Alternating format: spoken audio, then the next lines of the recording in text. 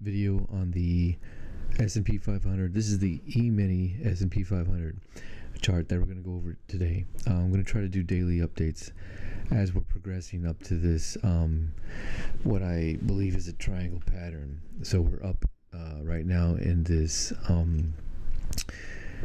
E wave here labeled in green. So we have an A, B, C, D, looking for an E up. On Sunday, I had posted the turn. We would be looking for a bounce somewhere in the 5,800. Let me go back here real quick to show you. Let's see. I put out the E-mini, one of the E-mini contract charts on Sunday, but they're all pretty relative. But is what I pointed out on this contract is the divergence on the MACD. Okay. And it doesn't really show up as much here on the E-mini. Okay, so let's go back to the micro chart here real quick. Micro E-mini. See, there's the divergence. You can see with the trend line I drew.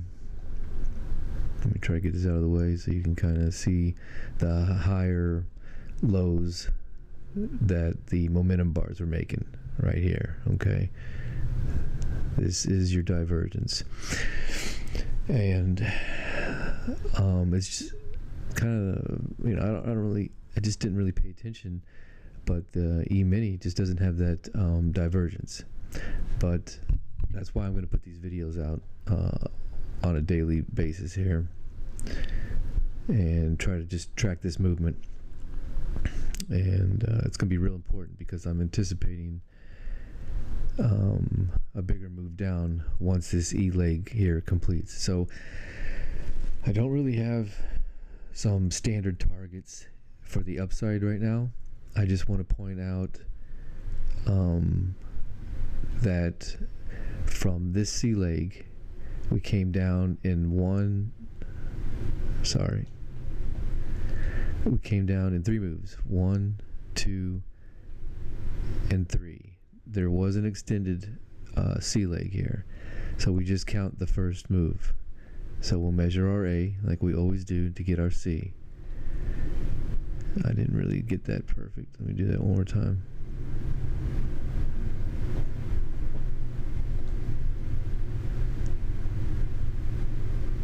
Okay.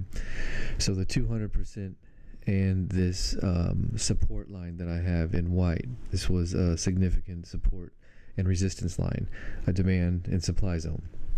So you can see this wick right here, just about, it was almost a direct hit right there, just a nice bounce off of that. So with that fib overlapping the support or support zone, that was a significant indicating turn, something to look at, and it played out, or at least for the day.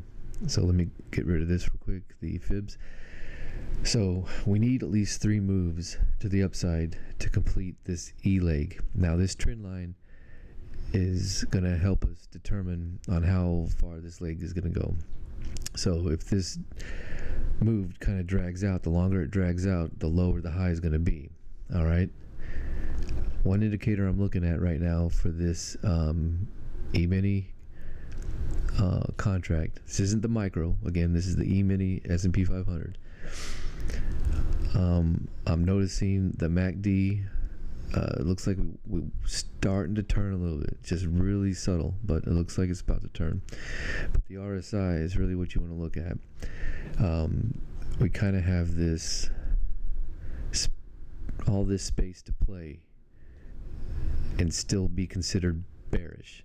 So this momentum can carry us up, hit this yellow line right here, and still be considered a bearish trend, short term.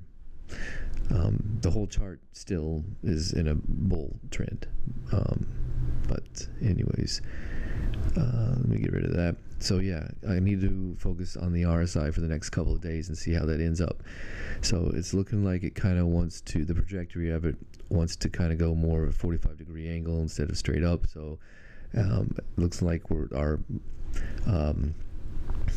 the speed is starting to slow down on how fast we're starting to move up. So, but it does look like there's still some more room to the upside short term. So I will try to do my best here just to keep this chart updated. Keep an eye on it. If you subscribe to the channel and turn your alerts on, I'll try to put alerts on, but I'm not going to do it if I don't see any more subscribers than I got. I only got 8, so I mean, those they know what to look for. And yeah, if I can, even if I just get a couple more subscribers or something, I'll go ahead and finish out the week on some alerts, and I'll try to post them, 3 or 4 times a day if I see something by the, because my indicators, I go by 30-minute indicators. So, you only really get about a couple of flashing indicators per day from those indicators. So, but it can be any time of the day. Sometimes at 4 o'clock in the morning, I'll have an anticipated an alert. So if you don't want to be bothered with that, I can understand. So, but these next few days are going to be real important, because if we do hit this trend line, I'm expecting a bigger move down. Now, I'm going to come back to the price target, but I did say, well, you just have to watch the previous video. I'll go ahead and put the link up for that at the end of the video in a description.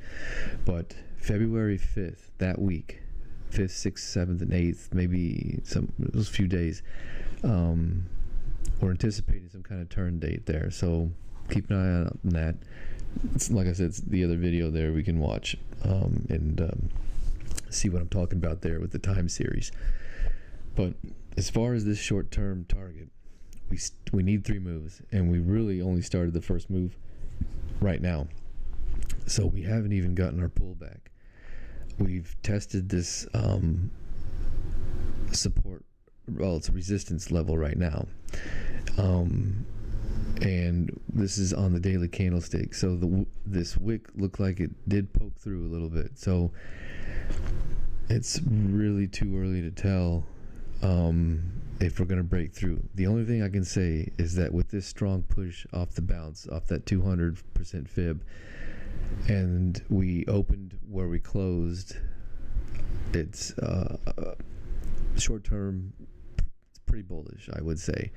So if I had to guess for a pullback, I would just measure this first candlestick.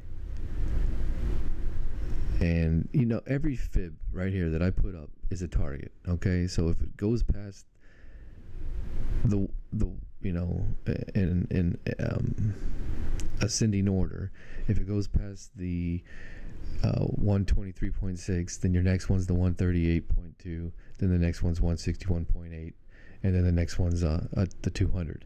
So I always have them in 1-to-1 ratios, 1 to 23.6, 1 to 38.2, and 1 to 161.8. I don't mess with any of the other Fibonacci derivatives. Okay, so I will zoom in here real quick, and that way you can look at these fibs. So these fibs would be potential targets for the pullback. So I mean, just eyeballing it, I would say that the 200 is probably not likely, because that's just too far up, I think, for us to complete this E leg. It would go past our triangle, and then if that is the case, that would be definitely a bull indicator for a stronger upside. So, but until that time comes, we're gonna just play it as the triangle E leg up. So just to label off the short-term targets, right now we hit one at, let me zoom in here. We hit this one here at 59.02. Wouldn't really say it's rejected, but it's we'll see if it retests it. So this may be the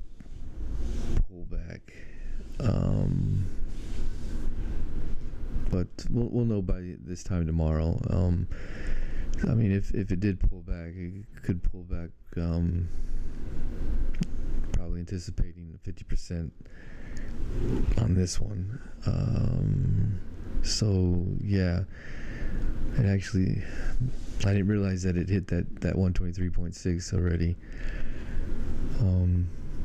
But let's go ahead and say if I was in this trade, well, I am in this trade, but I am in the trade for a little bit longer run up. So I probably should have been watching this one. I just didn't get home till a little later. But anyways, I'm going to play the next two targets. Hopefully we can get there. And is what I'm going to do is, let me get rid of this here for a second. I'll put that back up before the end of the video. But let's do a retracement this way on the reverse, on the correction side of it. So the correction, your first target would be 58.79. If we do not hit that by the end of the day tomorrow, then we can assume we can hit those other higher targets. Okay, so which would been, let me do this. I'll leave these targets up on the further to the right. I'll remove the lower ones below the 100 because we don't need those. We don't even really need the 100.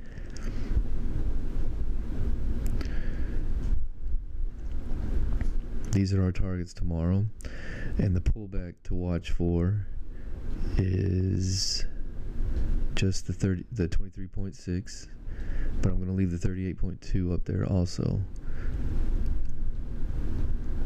That'll give us a little room in case we need to lower our stop loss a little bit.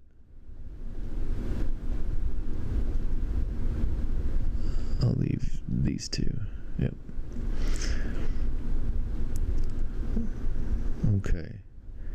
Let's darken these up.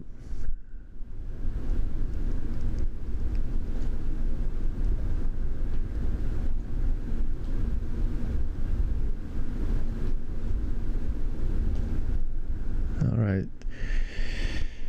So these two are the pullbacks, and like I said, we need 3 waves up here. We just now started the first one, expecting to pull back soon, and then finish our 3rd wave up, and that is what we got to watch real closely. So let's see, I think that's about it. So the targets for the upside again are 5,900, which that's what it's hitting right now. 59.10, 59.28, and 59.56. And then our pullbacks, like I said, if it doesn't hit the 58.79 by the end of the day tomorrow, then I would say we're probably going to at least go to the 59.10 tomorrow. So, like I said, I'll put out alerts on a 30-minute time frame and try to catch the B wave for the correction, so that we can see how far that's going to be pull back, so we can catch this the C wave up for a bigger degree E. All right. Hope that helps. Thanks for watching.